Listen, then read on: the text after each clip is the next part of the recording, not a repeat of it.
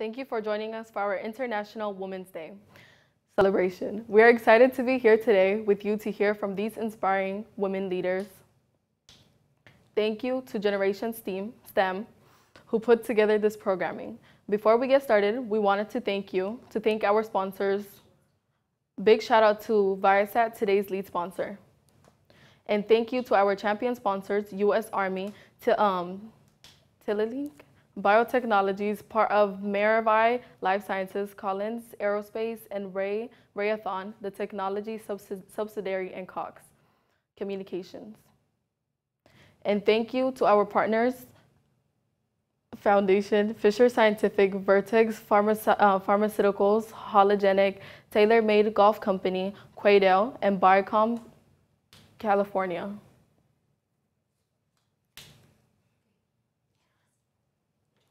Our first panelist today we have is Shay Exner. She is the Executive Director of Events and Sponsorship, and she's part of Biocom. May you please introduce us? Am I introducing myself? Yes.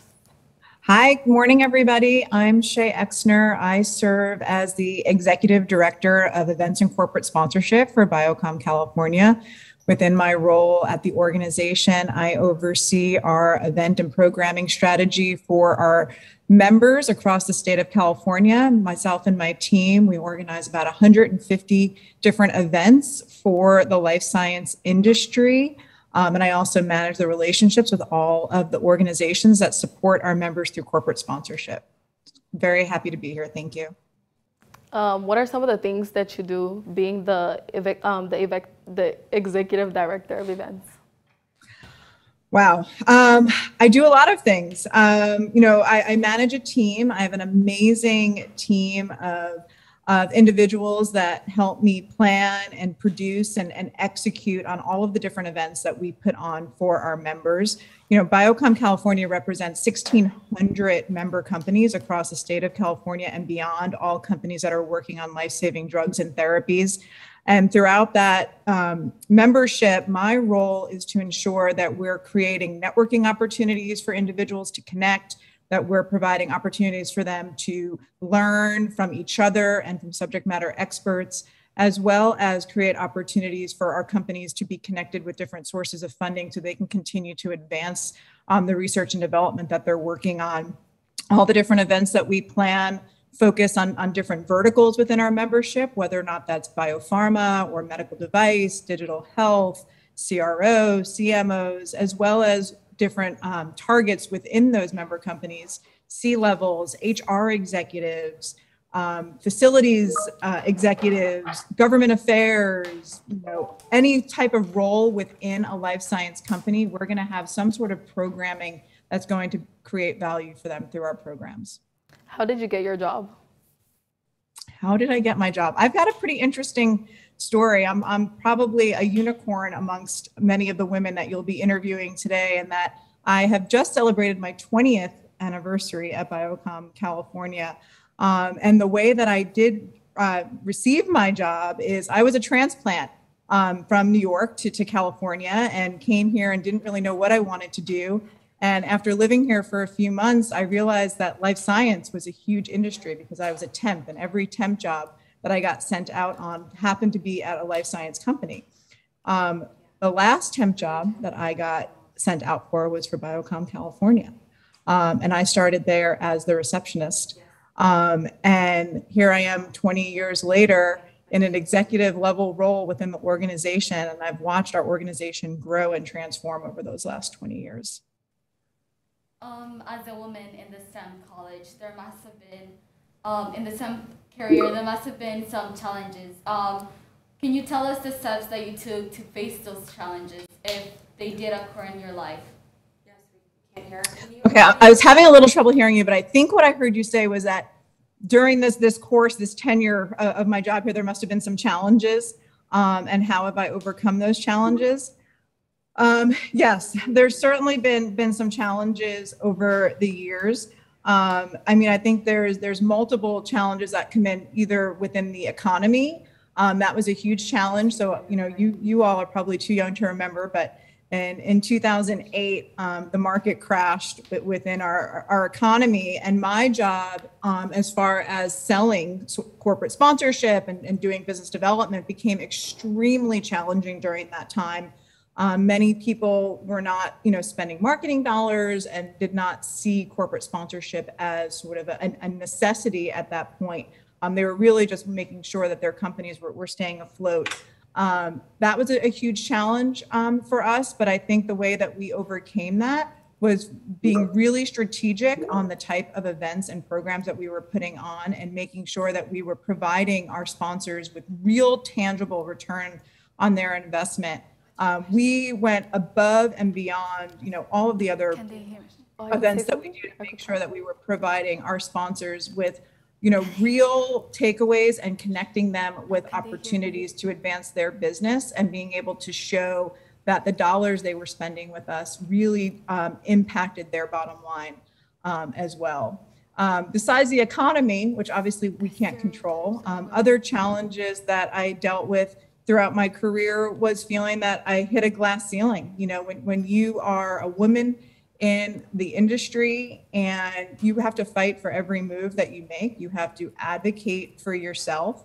I think, as the organization grew, I was lucky that I was able to continue to advance my career within the same organization. Not many people are that lucky. They have to leave their organizations in order to continue to advance and advocate for themselves. And like I said in the beginning, I think I am a unicorn in that way, but I have been so lucky within my career to be able to advocate for myself and have others who've advocated for me to continue to advance within the company I'm at. When you mention sponsorships, how do you know what companies to sponsor? So when you look at the different events that we put on, they're all targeting very specific demographics within our community.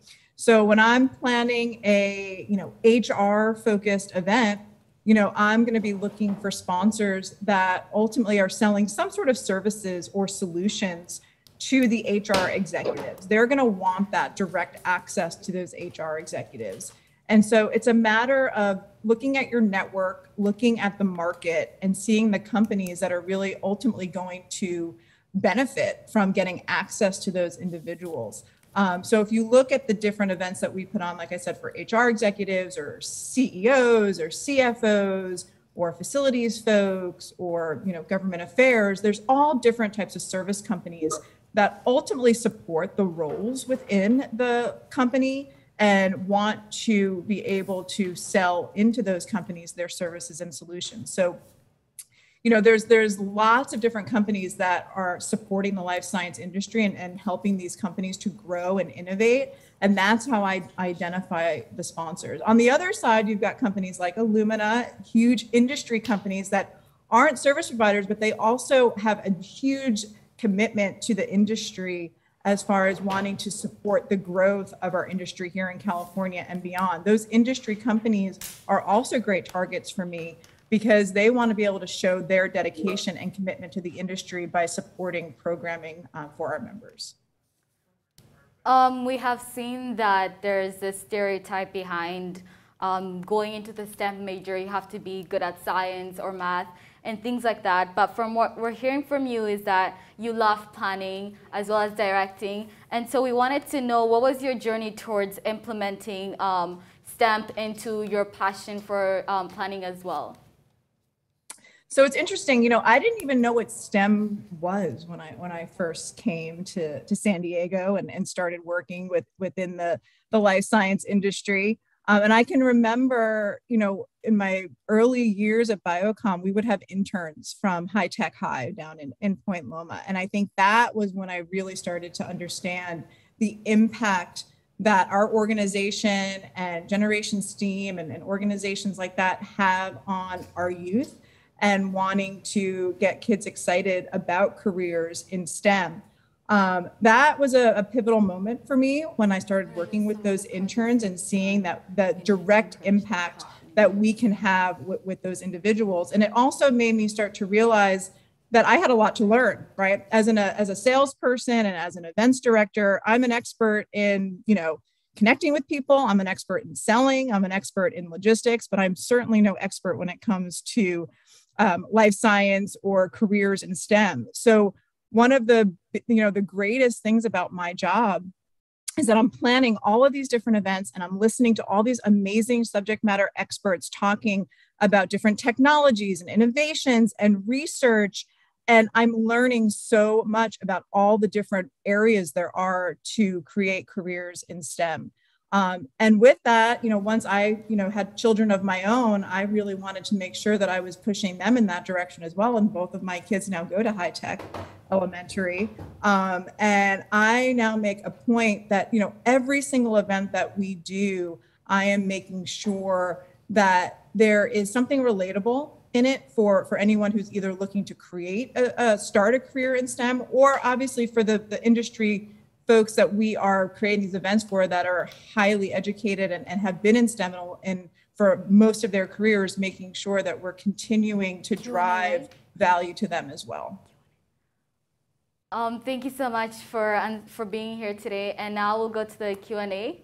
And so our next panel will be Tracy Cooper. Hello, I'm Tracy Cooper. So excited to be here. I am the Senior Manager of Diversity, Equity, and Inclusion at Illumina.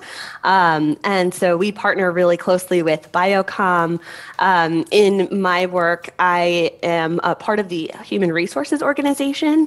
And so I oversee programs that train our employees on diversity, equity, and inclusion, as well as our employee resource groups, which are communities formed around a particular community that's underrepresented, and we kind of lift those voices and do events as well, and just really trying to win hearts and minds to make sure that we're a really inclusive culture.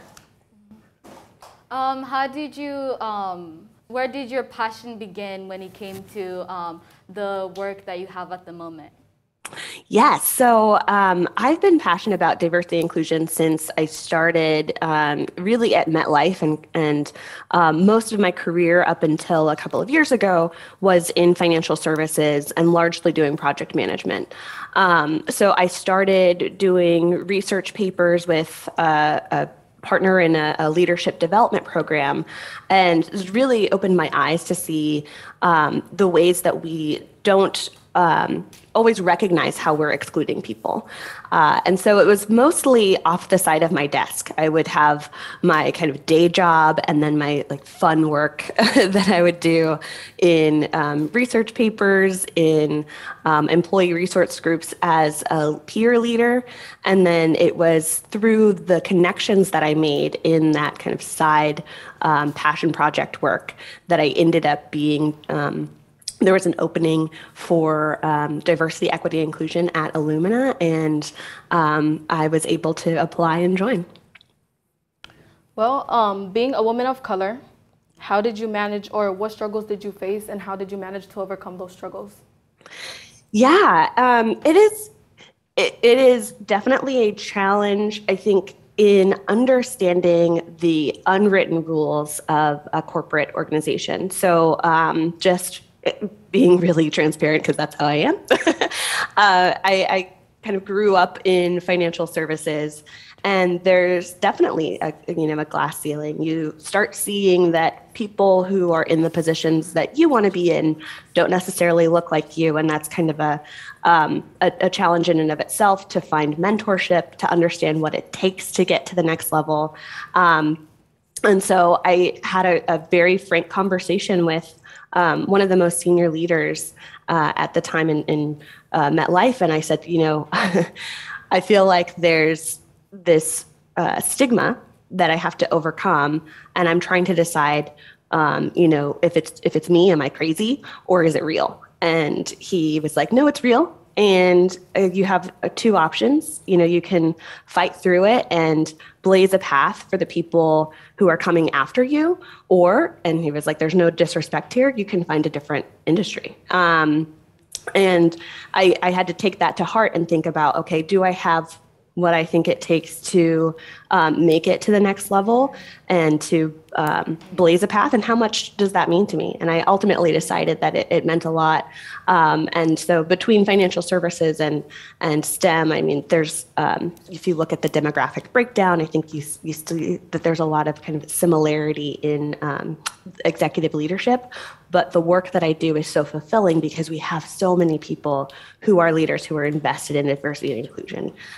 They're really passionate about making sure that the processes that we use in human resources are equitable, that we're constantly thinking about how we can be more inclusive, not only in our process, but in our language and our culture and our behaviors. And so there's a lot of enthusiasm and momentum to work with. You've already told us that you want to create a fair environment for everyone. And so how did it come about that you found out that the STEM major was the one for you that would help you in order to accomplishing your goal, when for some people, things such as political science or having a governmental jobs are usually the ones they take on? Absolutely. So it's funny that you mentioned that because I went to grad school for business, and about halfway through my business courses, I was like, is this for me? Because I do feel so passionate about people. And that's why I actually love Illumina and STEM. Is the impact down the line is really all about people. Our mission is to improve human health through the power of the genome. And so I feel like it's a very mission-oriented company. The work that we do helps people get diagnosed with rare diseases. It gives us insight into how we can treat people more precisely and better to get better outcomes for their health and ultimately for their lives. So I think there's a mental hurdle that sometimes we have to jump over to understand that you can be very mission oriented and kind of heartfelt and love people and still be in kind of corporate as opposed to government or nonprofit work. All of them have a place to do really good things. You mentioned you grew up having financial issues. Many of us today have very similar issues and think we can't achieve our goals because of those circumstances. What would you say to that? Absolutely. So financial services, I think the work that I did was challenging in the field itself, but also really incredibly rewarding because I learned so much about personal finance. And I think that's one key that I took away was educating yourself on how to buy a house, how to save appropriately. What's kind of a good rule of thumb for what I should expect to save and to have in my retirement account. And I would say don't be intimidated. There's never a dumb question. If you look online, I'm sure that someone else has asked what you're asking before, and then find a professional who's certified. Their work is ultimately to help you as well. They win when you win. And so just being aware of the fact that you're going to continue to learn and will sometimes need help on that journey. What are some works that you have done to recently address the human health, to improve human health? Yes, so our mission is to improve human health, and I work with fantastically smart, brilliant, incredible scientists, and the work that they do is amazing. So a very recent kind of case is COVID-seq. So at Illumina, at a very high level, our sequencers can compare the genome, so your DNA has genome, the whole genome, and by comparing that to a whole reference, you can figure out how a particular, in this case, virus, DNA reacts differently. And so by using the sequencers that we have, we're able to help develop the Moderna vaccine in partnership with Moderna. our sequencers were used to sequence the COVID-19 virus. And so through the work that we were able to do, we've actually been able to make a huge impact on COVID-19 and the response.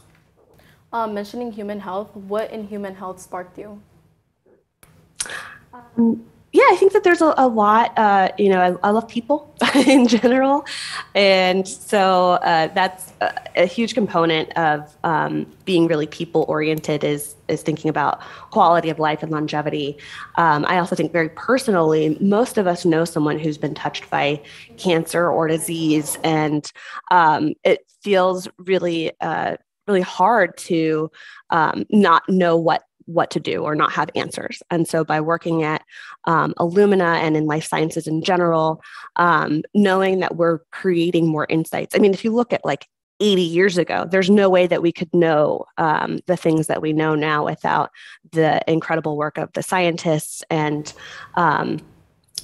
that have enabled us to evaluate the genome. And so I think that we're doing really incredible work that has global impact, and that makes me feel good as a human as well. Thank you, Tracy Cooper. Our next panelist is Dayanara Jacquin. May you please tell us about yourself? Good morning, everybody, and thank you for having me here this morning. My name is Dayanara Jacquin. I am the manager of clinical lab operations here at Biotheranostics. We are now a Hologic company. We specialize in breast cancer index testing, which provides a lot of helpful information for women who have received breast cancer diagnosis and are undergoing treatment. And we also do testing to find out tumors of unknown origins for those patients that have been unsuccessful to receive the appropriate treatment. And it's been a wonderful journey, and I'm happy to, share more of that with you in the next couple minutes. When you mentioned breast cancer, how far have you guys gone with your research to helping cure breast cancer? Biotheranostics has been involved in breast cancer studies for the last decade, if not longer. I joined the company myself 3 years ago and have learned so much about all the aspects behind maintaining the integrity and quality of this assay. And what it does is provide answers to how to best live a better quality life for breast cancer patients. I can't say that I have been directly involved in finding the cure. I would jump at any opportunity to be involved in that. However, this test provides women with information so that they can decide whether to continue or not with, for instance, extended endocrine therapy. And the reason why it's important to decide that is because the treatment, the drugs are they're harsh. They can impact the quality of life on so many levels. So when our test results tell them that, yes, you're likely to continue to benefit or not, you're not likely to continue to benefit, it gives them that decision-making ability to, okay, I'm going to stop taking these drugs based off these, based off this data. And I feel extremely humble to be able to do the best that, my team and us as an organization can do to help, women's, at every minute of their lives. Can you tell us your journey towards your love for STEM? Yes, thank you. Oof. It started in high school. I knew I liked chemistry, and I knew I wanted to go into the science field. I just didn't know exactly where I was going to land. And in my undergrad studies, I took a molecular biology class, a microbiology class, and that's where I had my aha moment. I'm like, this is it. This is what I like. I like learning about bacteria and viruses and all these different organisms. only to find out after I graduated to like, okay, now what do I do with my degree? And it was a long journey of finding my way into the laboratory field, which happened by complete accident. And it just further strengthened my passion for, what happens behind the scenes. We all know, we go to the hospital, we go see our doctors, but what happens to the specimen? What do we do with it, and how does it become a treatable, a reportable data to give us the best treatment?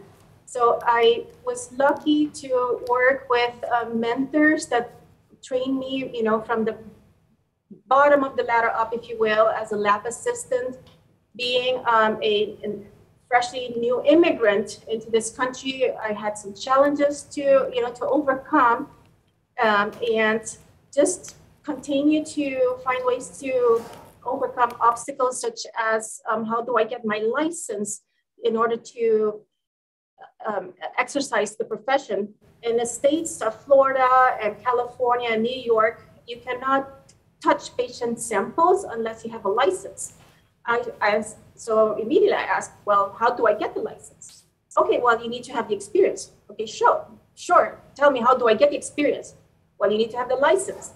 So I was caught in this catch-22 situation, but thankfully, again, with persistence and patience, and not, just keep your focus on, forward. I was able to find a way to become eligible for the state certification exam. And, from a lab assistant, I was able to then start testing on the bench as lab technologist. And eventually I knew that I wanted to advance into operations. I want to be able to teach others. I want to be able to influence others and mentor. I like the human, I like the people interaction aspect, just like, Tracy and Shay, from their stories earlier. And 20 years later, I have collected a lot of experience, like on the bench, that I'm now able to kind of paint a broader picture to younger professionals in this field and teach them about, like how can you get, to, the next step in the life science career.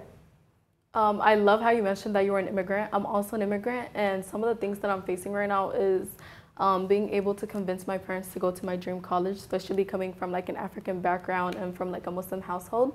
I also wanted to ask you, did you like struggle with like, convincing your parents to go to the dream college that you wanted to go to, and like, yeah? Thankfully, I didn't struggle to convince my parents. My parents were very supportive. We did, however, struggle financially on how to support the college education. As you may be aware, when you're out of state, your expenses are a lot more, or the resources are a little less, like you don't qualify like for financial assistance, for instance.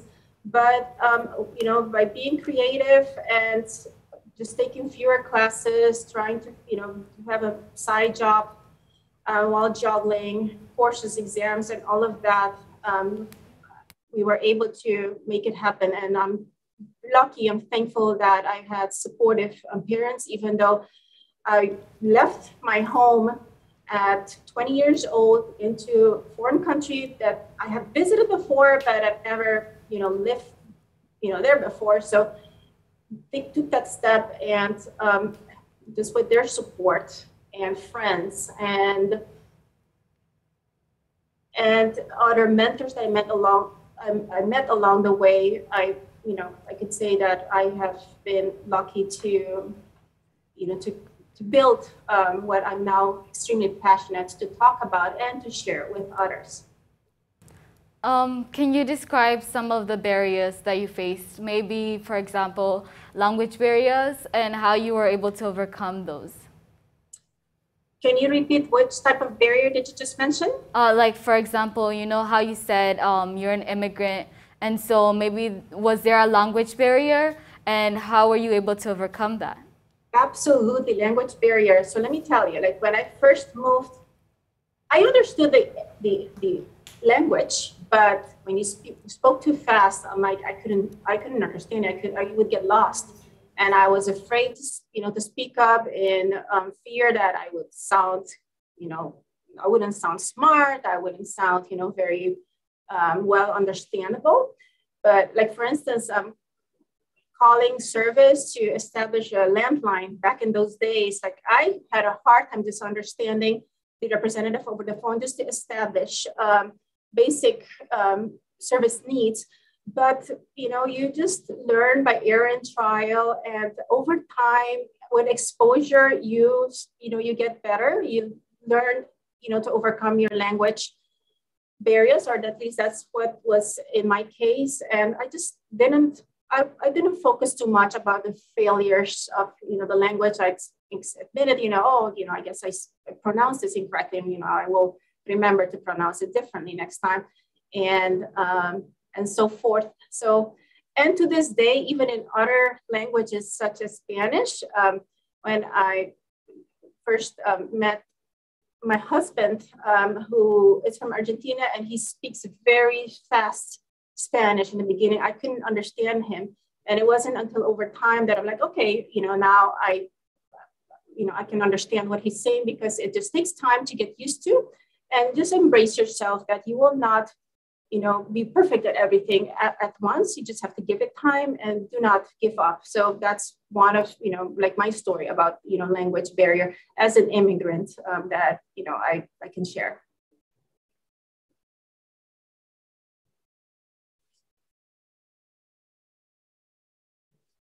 Myself out there, and it's the idea of like feeling or being accepted by people. How did you manage to like cope with that? Did you feel like you were at a place in so many ways and circumstances?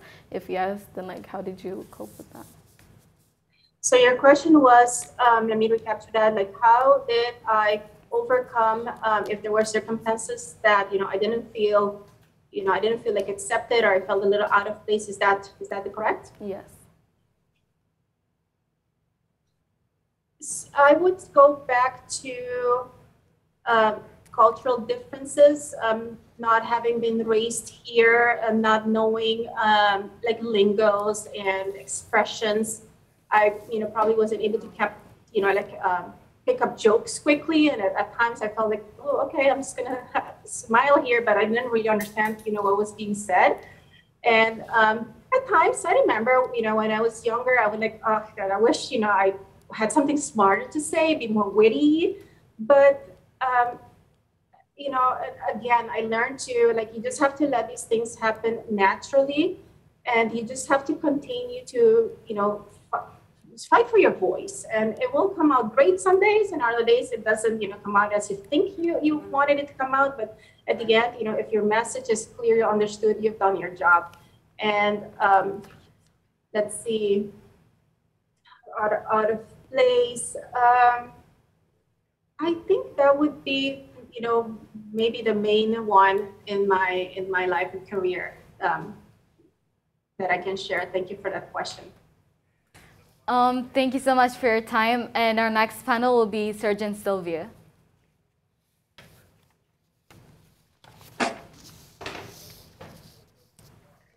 Hi, good morning, everyone. My name's Staff Sergeant Silva. I've been in the Army for about 10 years now.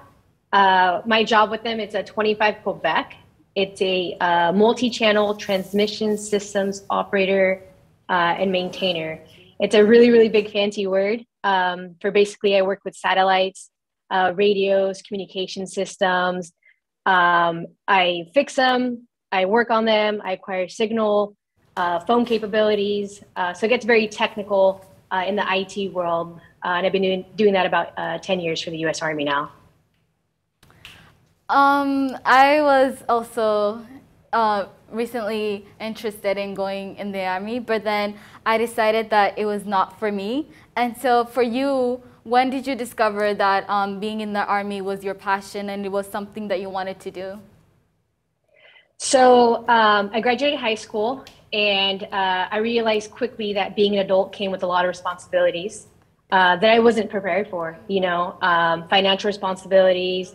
I was going to college. I also worked full time, and I felt really burnt out, after about a year in college.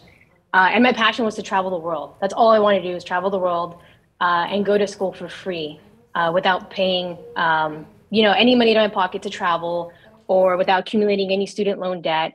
And I had a friend of mine who was in the military, and she reached out to me, told me the benefits. She's like, you should look into it. And I was very girly, and I was like, I'll never join the military. And look at me 10 years later, right? But I went and got the information. They offered me pretty much everything I wanted. Everything I was looking to hear is what they offered. Free college, free tuition. I got to travel the world. I was stationed in Germany and Korea. So I said I would do 3 years and get out. And I just loved it. I fell in love with it. I loved what I did as a job. I still do.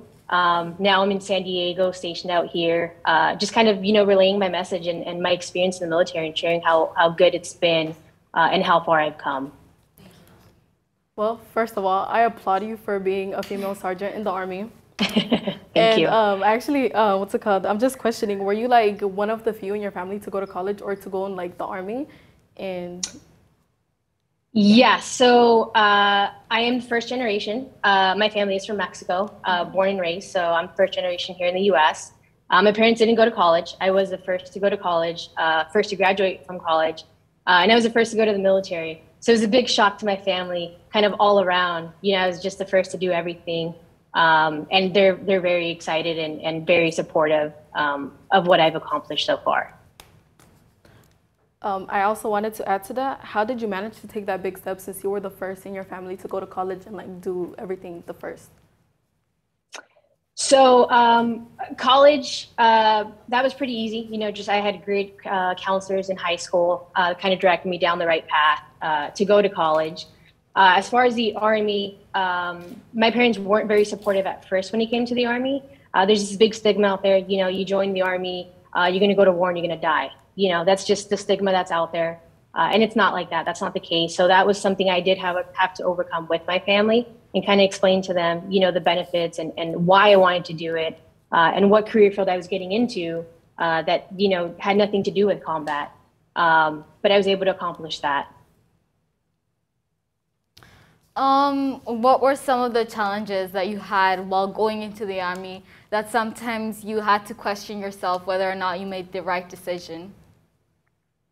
I'd say the biggest challenge is just overall being outnumbered. It's a male dominant organization. So you always think to yourself, like, am I good enough? Will I make it? Will I pass boot camp? Am I fit enough? So those are just challenges that I had initially. But I'm a very competitive person. I'm very pro woman empowerment. So I always told people, I'm gonna do it. I'm gonna do it well, and I'm gonna do it better than you. When it came to the males in this career field. So I never let them kind of, give me a hard time or really challenge me. I think back, in the 80s and 90s, maybe it wasn't very equal. And now, in this modern generation of the Army and the military, it's very equal opportunities, pays the same. It's just equality across the board when it comes to fitness, pay, career opportunities. And things of that nature. Me being a senior, I want to go to college, but the dream college that I want to go to isn't in San Diego, and my parents have issues with that. And so you said you were able to convince your parents to go into the Army even though they weren't supportive. How did you convince your parents? Because I need to know the secret.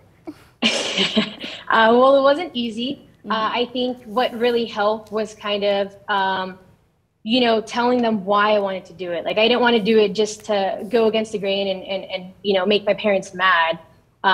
It was, this is what I want to accomplish in life. This is how I'm going to get there. And this is how the Army's going to help me. The Army wasn't my dream job, and it still isn't, my ultimate dream job. It's more of a stepping stone to help me get to where I ultimately want to go. And the Army, it helps get you to your ultimate goal, and kind of just explaining to your parents on how, going to school out of state, is going to help you accomplish, your dream career, your dream degree, to help you get that dream job. So it's just kind of overcoming and kind of explaining to them why you want to do it and how going to this specific college is going to help you. Maybe they have the highest graduation rates, or maybe they have the highest the best degrees for that college. There's something that you said in your story that really struck me, and I wanted to clarify it so we could go more in depth into it. You said that when you joined the Army, you thought you'd just be 3 years and then you'd be done. And so what made you want to continue being in the Army? So I love traveling.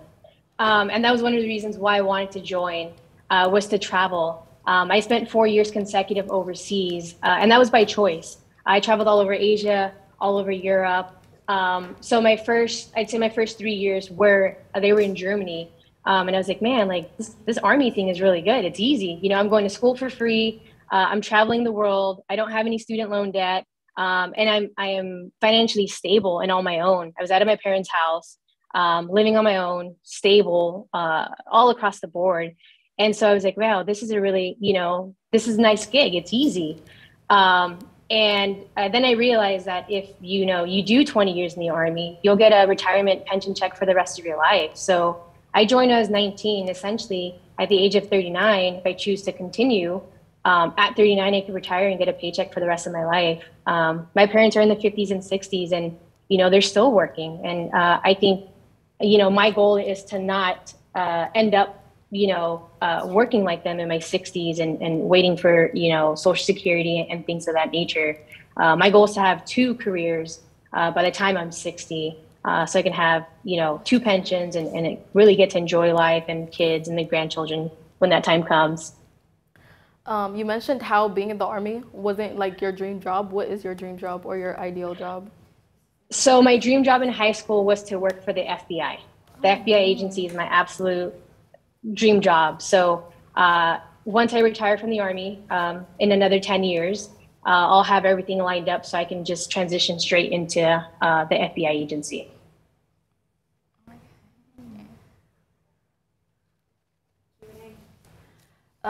For Shay, what skills should we develop to have career in events in STEM?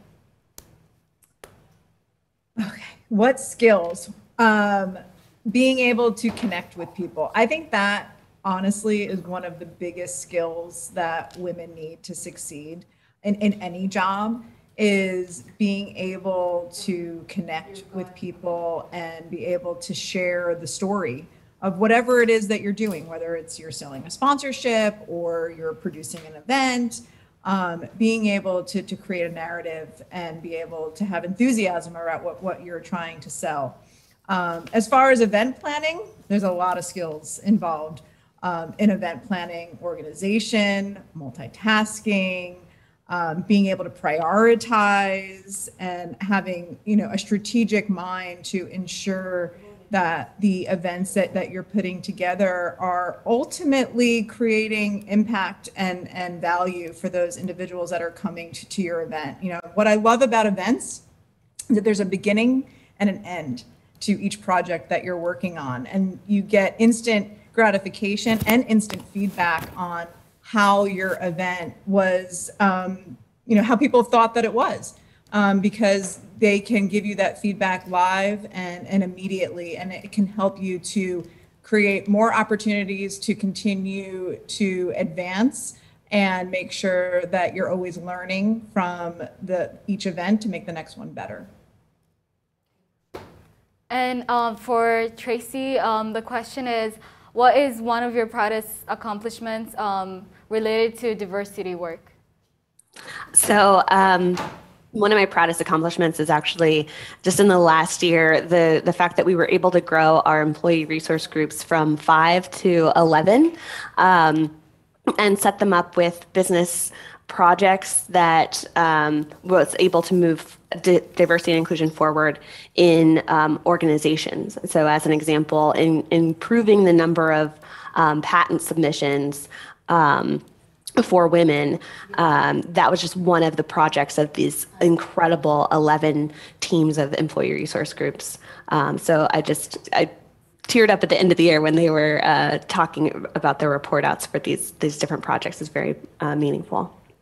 A question that I had, because like I want to become, I started doing my own henna business, and I've been struggling with putting myself out there. Like I want to know, how did you guys become successful, and how did you guys start from the bottom and go like all the way to the top? Because you guys are such successful women. I'll add on to the fact that networking and just building relationships is so important. It's intimidating at first, but really it is a practice and a discipline. And so the more people you talk to, the more comfortable you get.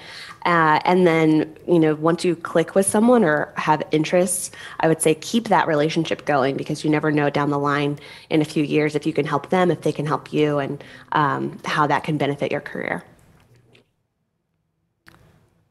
For Surgeon Silver, another question we have was, what drew you to work with satellites, and how did you end up where you are today?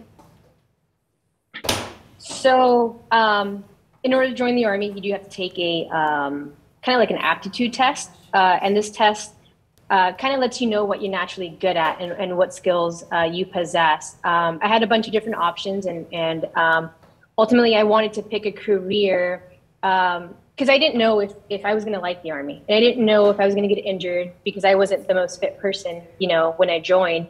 I was really, tiny and weak. And so I wanted to make sure I selected a career that had a good set of skills to help me in case I wanted to transition out, or in case I didn't like the Army. And so I wanted either medical or something very technical, because those are two things that are never going to go away. They're going to continue advancing in the future. And so that's why I ended up picking an IT related field, so I can gain the set of skills and use them when I get out of the Army. For everyone, who has been the most inspirational female in your career? I'll go. I had the opportunity to learn very recently about this political activist, Dolores Huerta. I'm not sure if anyone here has heard about her. I just learned that she was born to immigrant parents in the United States. Her parents came here from Mexico, and how her mother taught her from early on to speak up and to ensure her voice was heard, which led her to become a very active and successful political activist, not without challenges, not without pain in her life, but by so genuinely speaking her story assertively. For a woman of 92 years old, has recently been like an eye opener for me. And but to kind of broaden this, any woman that is able to share their story passionately, genuinely, to teach you, even if it's one little experience, to me is inspirational. And what I'd like to advise you, as you're developing, your career to grow and, climb the ladder, is to indeed network, put yourself out there, step outside of your comfort zone, go speak to individuals, find a quick topic to talk about, and don't be afraid, just keep trying to, broaden your network. Well, I'll go next. I mean, I plan a lot of events, and so I am very, very lucky that I get to be surrounded by a lot of inspiring people all the time, especially women. But I will say, I've got 2 children that are ages 8 and 11, so I'm constantly trying to, empower them and talk about women who inspire. And I think one of the women that inspire me the most is Ruth Bader Ginsburg. I mean, I think when you look at her life and her story and all the things that she had to overcome in her career, and the challenges she faced and the perseverance that she had to be able to create this career and end up on the Supreme Court. I mean, there's no story in my mind that I want to share with my kids more than that, that she never backed down and never let anyone discourage her. And she always stuck to her guns and advocated for what she truly believed in. And in my mind, that's one of the skills and the things that I'm trying to instill in myself still, as well as my children, to be authentic and make sure that you're true to yourself. I'd also say the person who inspires me is my grandmother. We call her Nan. And from the time that I was little, I recognized that Nan is a force. She is fiercely independent. She encourages us to travel, to be educated, to do anything that we are interested in and follow our passion. And she did that for herself. You know, she raised 4 kids, and is still very much a force at 86. And so I just look up to her a lot and want to be like her when I'm her age.